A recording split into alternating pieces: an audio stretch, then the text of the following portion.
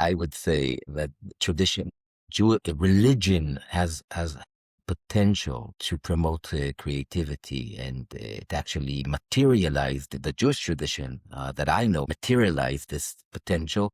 And I think when you think about it, and it's actually, there's a question for you embedded in my words now. I think that tradition, when you think about creation, has this two ways that it can choose. One, are actually proposing us. One is, imitatio Dei, to actually imitate God. And there is something wonderful about it. Not to work on Saturday as God didn't work, to do things that actually makes us feel and act in the world. And I fundamentally accept that in some of the extremist corners of our current religious dogma and our current religious communities, that sometimes that creativity is totally ignored and totally repressed. I think that's definitely an aspect of, in many ways, that's an aspect of why I'm a rabbi, that I wish to stand here and represent the rabbinic creativity of the generations and the possibility for Jewish creativity, even inside this ancient tradition, as a fundamental and important part. And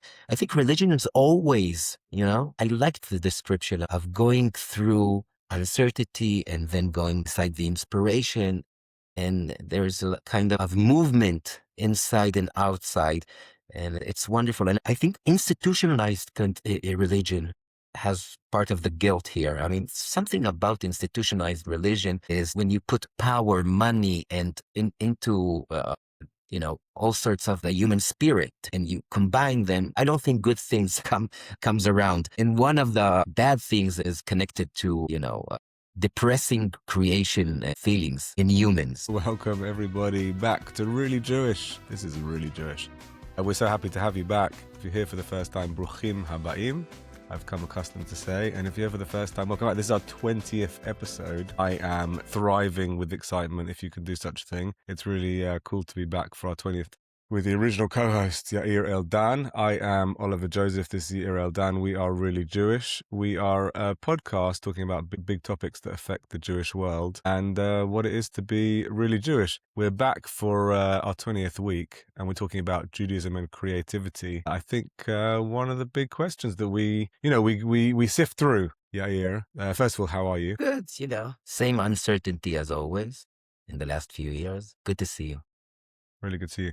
So we always sift through what the topics are going to be, and this is one that's stayed on the top for our 20th episode, Judaism and creativity. It seems really pertinent to talk about, what's magic in the Jewish tradition, which both permits and promotes such creativity in the Jewish world and keeps also this religion vibrant. Yeah, what's important about Jewish creativity in your imagination? I oppose to your proposition.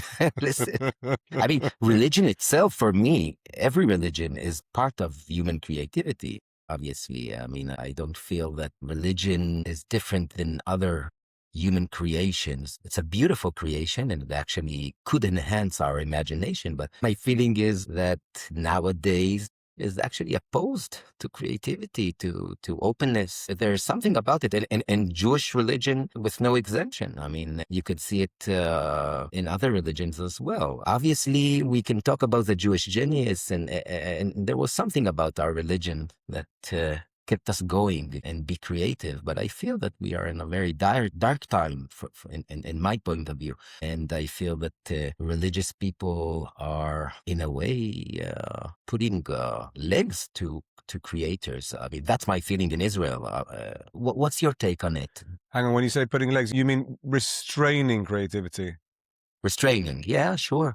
Restraining. Right. And do you think that religion, and Jewish religion in particular, enhances creativity? No, it's interesting. I want you to present some tangible examples because, listen, this is the point of the podcast. You are secular, I am religious. That's the kind of, I think it's more complicated than that, as we often discuss. That's sure. the whole shtick. But I often see our religion in kind of a naive lens where I don't quite perceive of the toughness or of perhaps the dark side of religious life. Listen, I think presented in the text in some guise or another is a core creativity, whether it's the kind of We're talking in preparation about Betzalel. Betzalel, the divine artist singled out by God to Moses to describing the creation of the Mishkan. He's going to be the one who's endowed with the divine spirit, a Ruach Elohim, to create the Mishkan. I think on a kind of very base level, there's a creativity that's woven into the fabric of Torah, whether it's the creation story. One of my favorite midrashim is the description of the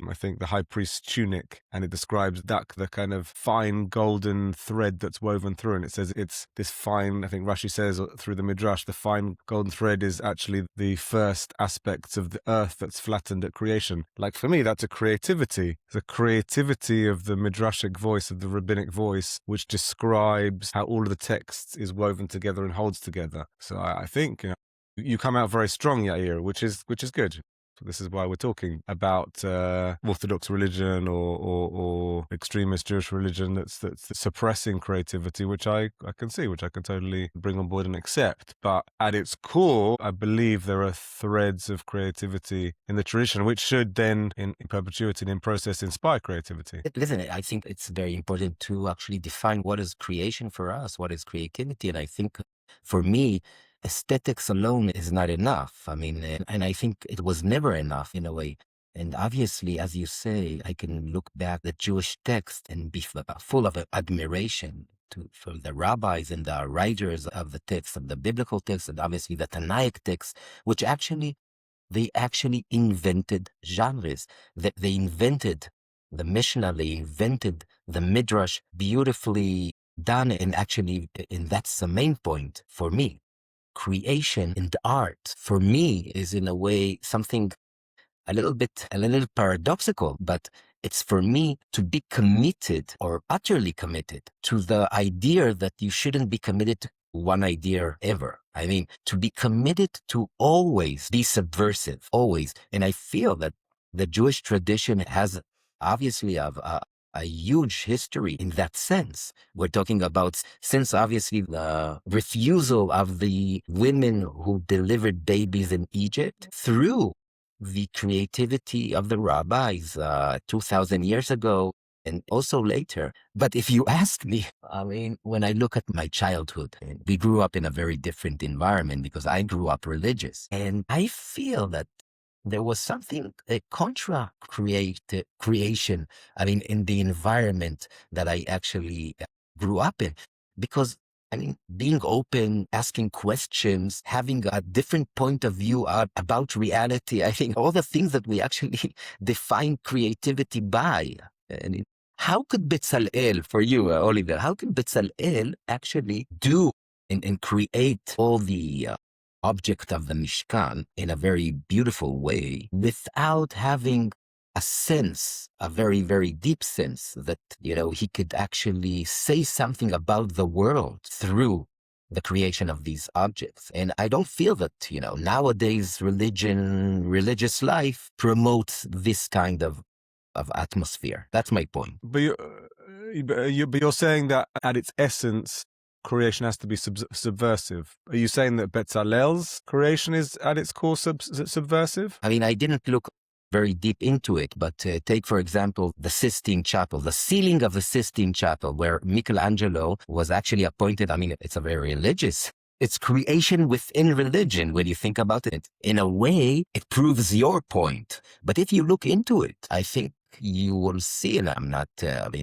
people said it a lot about the ceiling. And Michelangelo is describing the creation of Adam, and God and Adam are actually equal when you think about it. And the fingers are not touching. And I think there's, as people say before me, there's something very subversive about this kind of description of the creation of Adam, this equal description of God and man. So I think we can find it in every creation. And if not, I think there's something about this creation that is not full. It's not only about, describing the world in a very beautiful aesthetic way for me. Right. I mean, I like this. I like this definition of creation as subversion, but I also, and I'm not trying to subsume my version of creation into yours, but I also think that there's something there, like this base midrash on Betzalel that's found in Brachot, where it says here, Rav Yehuda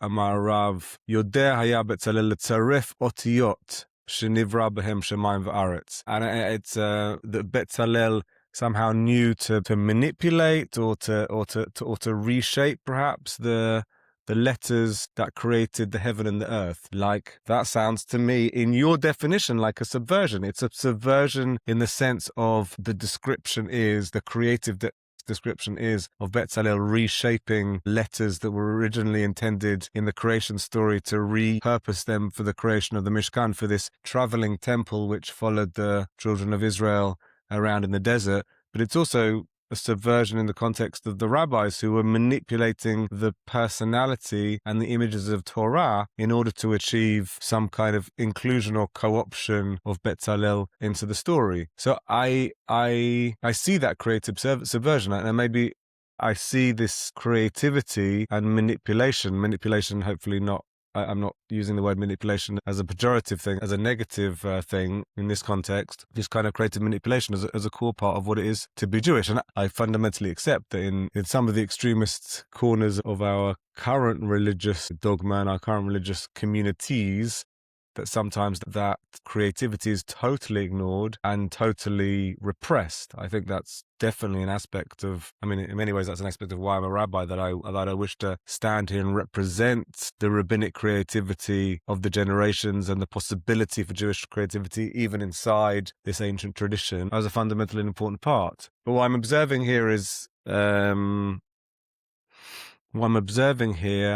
the tension between those two places. That I believe that we have a tradition which has within it great layers of creativity. I mean, I think you correctly identify from the very top the kind of, you said it better than I can, the kind of form creating rabbis. They kind of created the genre of midrash, which was, for our listeners who are fly on the wall listening for the first time, the midrash is the rabbinic interpretation of the biblical text, which relies on all sorts of creativity.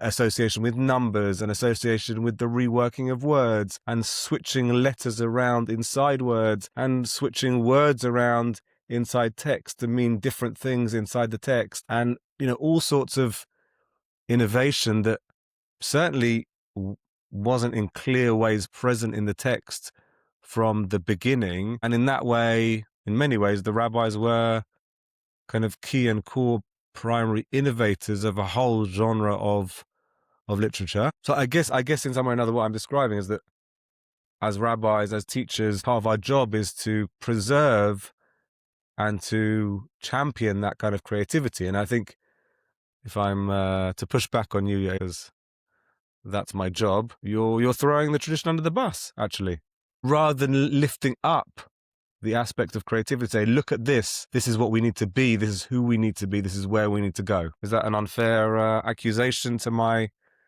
20th episode esteemed, wonderful Yair colleague? Totally unfair and predictable by you. But I would say that tradition, religion has potential to promote creativity, and it actually materialized, the Jewish tradition that I know materialized this potential.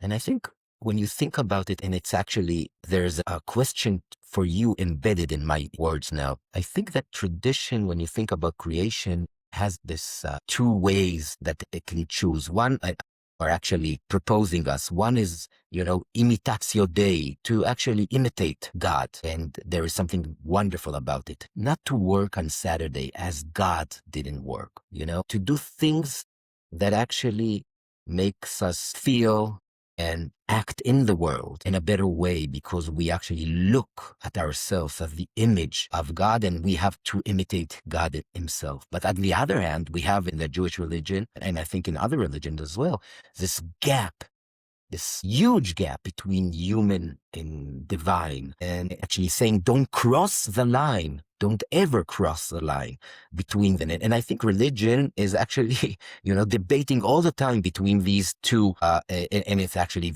it's connected to creation in its very core, right? And for me, and this is a question for you, okay? This is a question for you. Harold Bloom, I think, was a person who actually said that he compared the process of creation of writers to Kabbalic processes. And he said the creator, the writer, can actually create only if he makes place for, like, a space inside him that is free from God, that God actually, I don't know, reduces himself, mitzamtzem itself, reduces himself. In that way, it makes place for the person to create. I think for me, as a secular, it's a very correct, accurate way to describe creative process. In order to create, you need to be not deeped inside the divine water. You have to make space for yourself. So my question for you is, how do you feel about it? I mean, for you, creation comes from actually divine inspiration, or from actually putting God aside for a bit and letting your human, eye on the world space? I love the question. It's a great question. And again, it gets the core of where we are. Listen, I have a very strong memory of one of the first Leila Seders, one of the first Passover Seders with my Machatonim, I think, is that Yiddish or is that Hebrew? My in-laws. And I said, it's like, we're deep in the Maggid, we're telling the story of the Passover Seder of the Exodus from Egypt, and I threw up in my hands. It's like, it's not like this is even a true story, so why do we read this craziness on Passover? And the kind of, a few cousins who were actually still listening, turned to me and he's a rabbi, and he's saying these things at the Passover table. So I do think, it's a cute story, but it's also in some way or another the framing of the line of religious creativity, I think, because on one hand, I'm a religious person and I wake up in the morning and I put tefillin on and I say the word Shema Yisrael Adonai Eloheinu Adonai Echad, God is one, people are one, make a declaration of faith.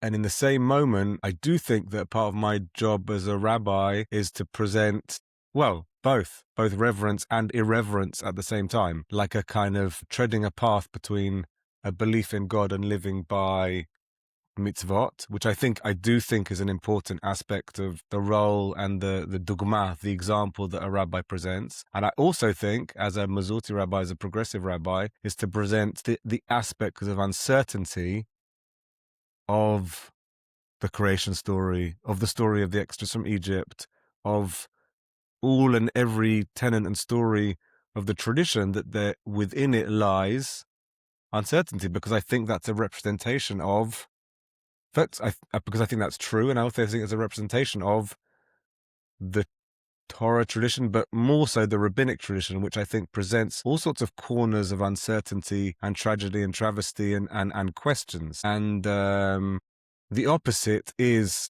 a travesty. The opposite is a repression of creativity, where you say all of this is divine and questioning is prohibited and antithetical or opposed to our tradition. So I think to answer the question more directly, I think it absolutely does. I think, as you described as well, the creativity of the creation story is the ultimate creativity. It's like in the bet of creation, the first letter of creation, there's like some kind of intrinsic creativity that we're tied to and encouraged towards. But then I also really connect with the chilul, the halal that you have to create inside, the Kabbalistic void that you have to create inside, that you described, in order to permit creativity. I believe that also sounds very Jewish, that from nothing you must create.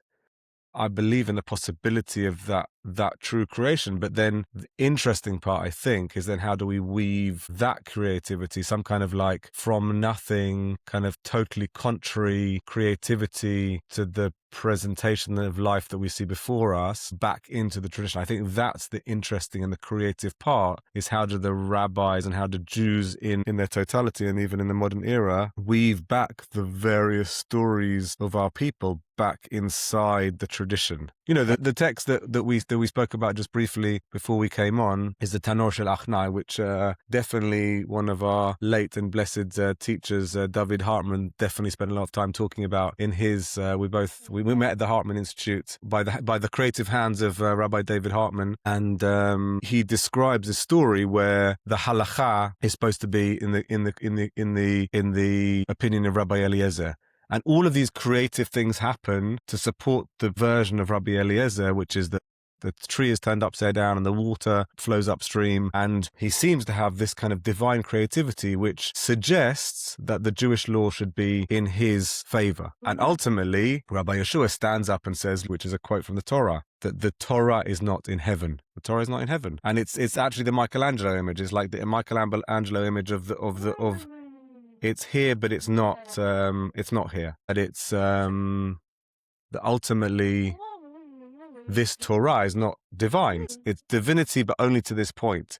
And that there has to be an aspect of human creativity in the mix, and ultimately human beings will decide. So you can take all of your magic hocus pocus of making the water flow upstream and inverting this tree in midair, and you can shove it, because ultimately the human creators will be the decider of this Jewish law. And David Hartman, of blessed memory, I believe, if I'm not misquoting him in any way, correct me if I'm wrong, is using this text as a core text of a corpus of many texts, which says, ultimately we need to be the deciders of the tradition on earth. Lo b'shamayim, it's not in heaven. The Torah is not in heaven, but it's down here in our reach. And that seems to me a good description of human creativity, that we are people who ultimately decide and need to temper our belief system and, God willing or not God willing, kind of our fervent connection with the Creator and desire to be intimate with God and know God with human striving and a human sense of our own capacity. Tell me your response, Yair. Listen,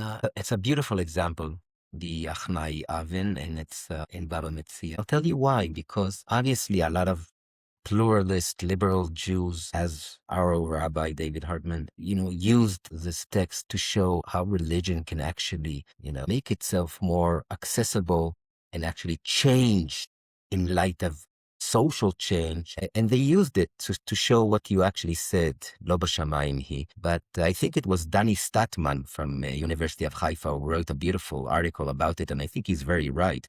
He says that, we tend to neglect the fact that a lot of people are actually took another note from this story, saying that there is something authoritative about halacha. There is something about halacha that is not open to different ideas. And the reaction towards Rabbi Eliezer HaGadol, this huge Talmid Chacham that had a different independent opinion, and the rabbi just shunned him. They actually excommunicated him from their society, and he didn't teach since then onwards. And there's something, as I said, and what is so beautiful, and that's why I said it's a beautiful example, because it actually says what you said before, that there is something about religion, that there two sides to religion, or two paths that you always go through them. And you said something, you described it as dealing with uncertainty and inspiration. And I think that's very right, because uncertainty is very important for creation. I mean, a person who is confident, a person who feels well, a person who doesn't have any problems will not create. I don't think it will create. God doesn't create, obviously. He's whole. So he doesn't want anything. So, he just sits there, as Aristotle says. But human beings, in order for them to create, they need to feel uncomfortable. So creation and uncertainty and asking questions and debating over their lives. The human life is, essential part of creation. And I think religion is always, I liked the description of going through uncertainty and then going beside the inspiration.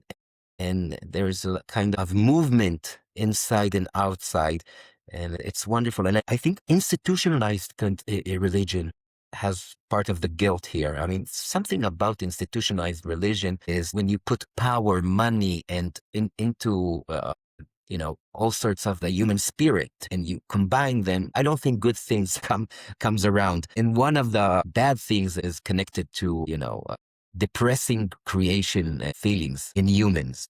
So where are you left with this? Like, where do you go? As I often say at this point in the podcast, much of the Really Jewish podcast is also kind of the deepening of the topic of where if was it mashpia, where does it affect in us these topics? Because we can talk very academically. Sure. And I think we've done I don't want to congratulate us too soon, but we've done an interesting job of unpicking this topic of creativity, that it's divine and it's not divine, and that we need to make space, and that I absolutely think that in its essential sense that there must be an irreverent aspect to creativity, perhaps in its purest form. I also note here that you kind of mention Elohut Hashalem, like the kind of, or the unmoved mover, the God who is complete, but also notice in the Kabbalistic description, and the Kabbalistic description which is lent to the Hasidisha, the Eastern European kind of dynasty of mystical thinkers, that the God makes space, exactly as described before. It's more like has to make space, has to make imperfection in order to permit the possibility of creation. So in that way, in a small way, you have a description of the necessity of imperfection, the necessity of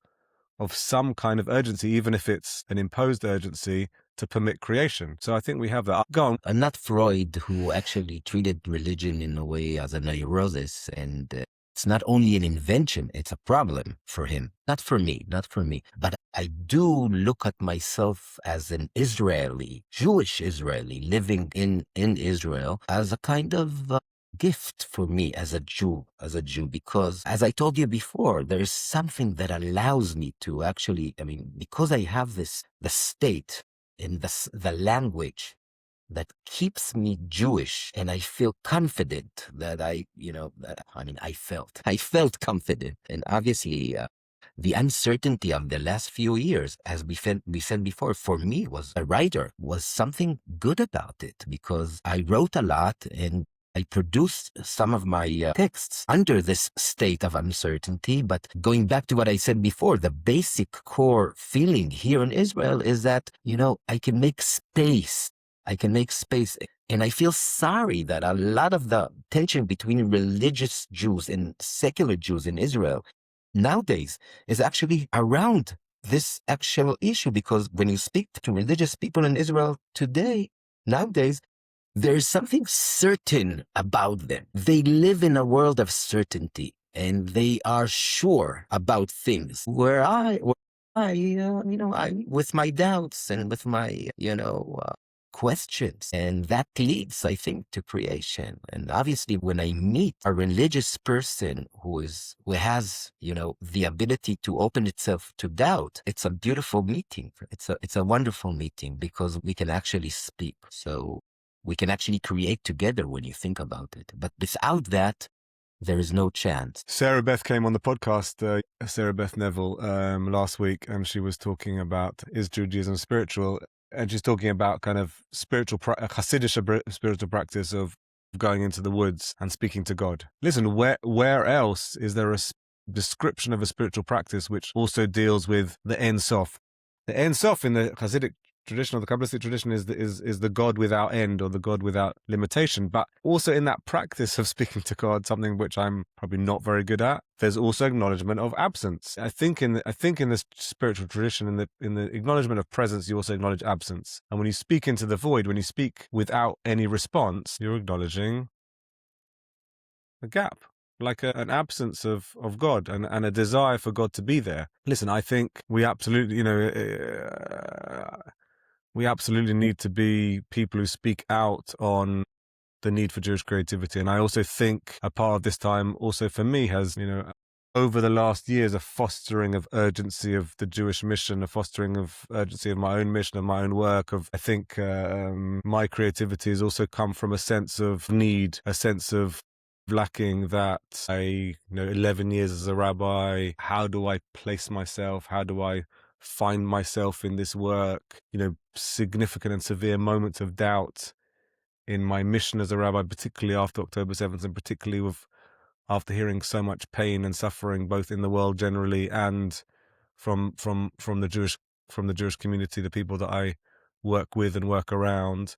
Out of that, 20 episodes of this podcast, this moment of profound honesty, not to be then also self-promoting, but like that stuff comes, that we acknowledge moments of lacking, or moments of vulnerability, or moments of emptiness, and lo and behold, our passions are charged, and we find ourselves doing new things. And that, for me, that's creative. For me, that's tremendously empowering. Even if I, for a moment, impose that upon myself, that sense of urgency, or that sense of lacking, it can be a drive forward to then achieve and create. And that's in part this project. Yeah, I just really want to say that what you said about there's absence in every acknowledgement of the presence of God, I think it's wonderful. And I just want to say, my feeling is that there is a kind of hipuch. How do you say hipuch? Where things, Inversion. there is an inversion in Jewish life. The rabbis 2,000 years ago, because of the absence of God, they wanted to make him present. So we have a lot of halachot, a lot of rules that makes us feel that God is around us. Baruch atah, we bless. Baruch atah, blessed are you. We refer to God in a second, if he is present, as if he is present.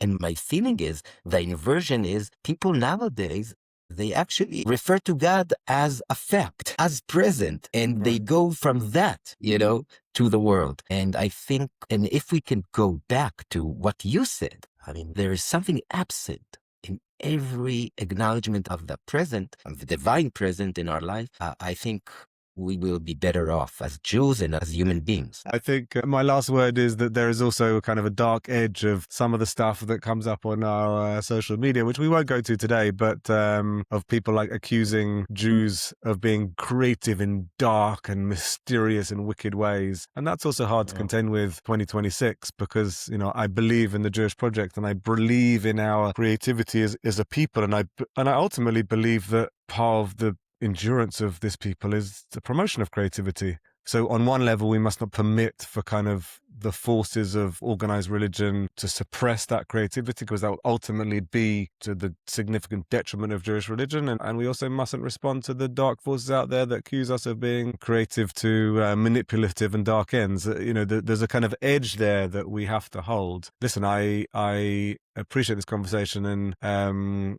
I want to do more with you, and thank you, Yair, for being my co-host for these 20 episodes on and off. I'll say a couple of closing words. Thank you for listening to Really Jewish. Hope you found something here, and thank you for your support.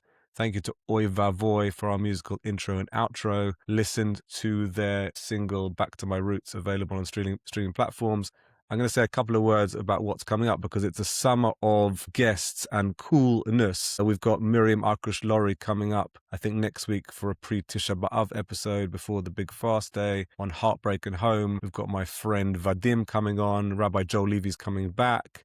We have Yair coming back in August, where we're going to do another in-person episode, God willing, in Jerusalem. And my friend and colleague Rabbi Ronnie Tavlik as well. We've got some cool stuff coming on during the month of August, so please stay tuned. Thank you for listening to Really Jewish. We are building this project on our 20th episode from the Wheels Up. If you want to be a regular donor, check out our Patreon, share this episode wherever you listen to your podcast, and like and share our content on Instagram, TikTok, and Facebook. You've been listening to the 20th episode of Really Jewish with Yair Eldan and Oliver Joseph. Thank you, Yair. Thank you, Oliver.